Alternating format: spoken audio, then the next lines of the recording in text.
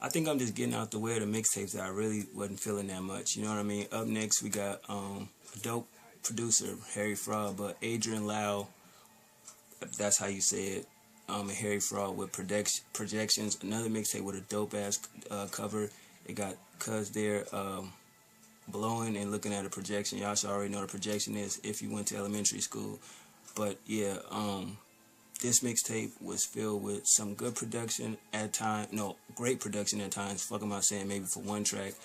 But the flow start to get lost. Maybe, like I said, I'm not up on this cat like that. But yeah, there's a lot of drug references in this mixtape. A lot of them. You dig? So the drug influence is there. But as far as features, you got, I don't know how to pronounce this cat name.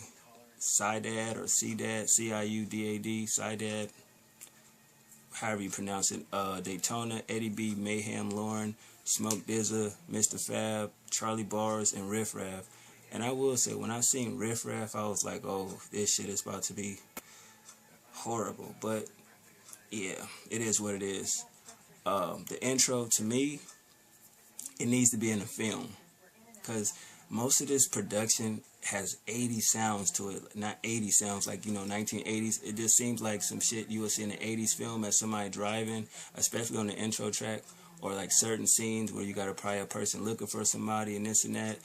It just fits very well. Like, this soundtrack, the production-wise, should definitely go on some type of 80s film if they did a remake. Classic, you know what I mean? But anyway, the intro was dope.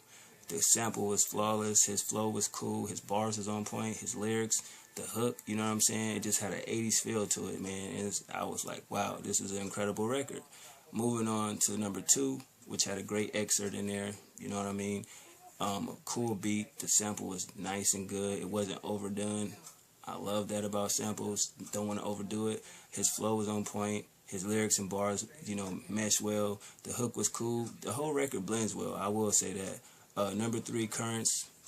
Not feeling it. That's a negative. Moving on, number 4. The excerpt in the beginning is fucking awesome. You know what I'm saying? I like records when it has a theme to it. Bank Robbery. Y'all should already know what that's about. Smooth beat. His flow was cool. I like his nice lyrics, you know what I mean? Blends in with the hook. The concept behind it was crazy, so I definitely fuck with that record right there, man. Number 5 and 6, wasn't feeling. Moving on to number 7, What I Know featuring Eddie B, Mayhem, Lauren. The beat, the flow, the sample, the features, all that mesh well. I have nothing bad to say about that record. Moving on to number 8, Crystals featuring Smoke Dizza and Mr. Fab. It's basically a weed song, and I seen Mr. Fab and I'm like, where is he at? So I wanted to, not talk about the track and like, oh, Mr. Fab wasn't on a record. Then y'all be like, oh, you didn't listen to it. But you go back, Fab is doing a hook. Slightly, you barely hear him, but if you listen closely, he's on there. So I was like, okay, that's a dope record, you know what I'm saying? Because it's like, you get a feature and you slide him in there and pause where you can't really hear him, but he's there, you got to really listen good.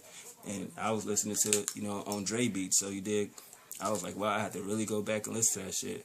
But definitely a good weed record. If y'all out there, y'all smoking shit, definitely put that on and blast that shit. Number 9, moving on, not feeling it. Number 10, Schizophrenia.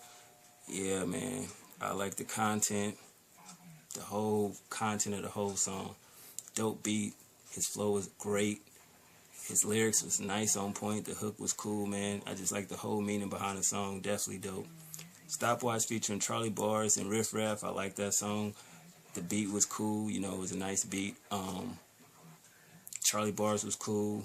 The lyrics, the sample. That's the most important thing. I think the features fit well. I'm not a big fan of Riff Raff, but I have to say I've been hearing his name for the last, 3 years. I've seen a couple things about him. I remember that movie that, what's that nigga name? I forget the nigga name. That played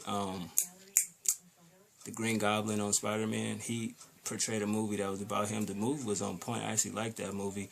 But Riff Raff, he was cool. He did his thing, you know what I mean? A lot of people say he make a mockery of hip-hop or whatever. Ebro got at his ass at Hot 97, pause. But at the end of the day, it was a cool record. I like it. Faces, definitely like this record. It ended the mixtape well. Had a great concept. Had a smooth-ass beat. The sample was in the background. So you hear the beat, the sample in the background, great. His flows and his lyrics was on point with the hook. like I said, a great concept, and the project ended like that, not overdoing it, not too less. I don't like mixtapes like that. I give it a 7.5 out of 10. I like 8 out of 12 songs. That ain't bad. And the production was a 9 out of 10. Just the records that I didn't fuck with. It wasn't really, you know what I mean, the production, but maybe the feature and something about the beat was just too strange for me. But other than that, it was a dope mixtape. Y'all let me know what y'all think about Adrian Lau or Low. Let me know how you say his last name, though, in the comments. But other than that, Harry Fraud, you did a good job as far as the production. Like I said, this mixtape, not overselling it, but it definitely should be in an 80s film. I fuck with it, man. I see y'all. One.